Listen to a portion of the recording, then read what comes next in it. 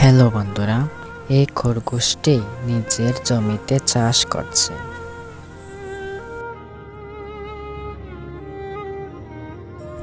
খরগোশটি তার জমিতে অনেকগুলো গাজর চাষ করেছে।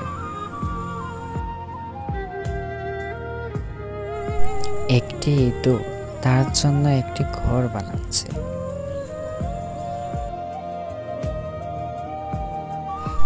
ইঁদুরটি লুকিয়ে লুকিয়ে খরগোশের সব গাজরগুলো খেয়ে ফেলছে।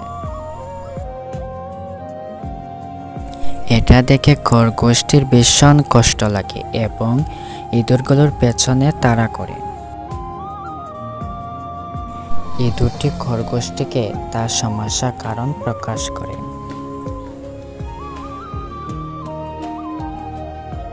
তখন খরগোশটি এইসব কথা শুনে ভীষণ খারাপ লাগে।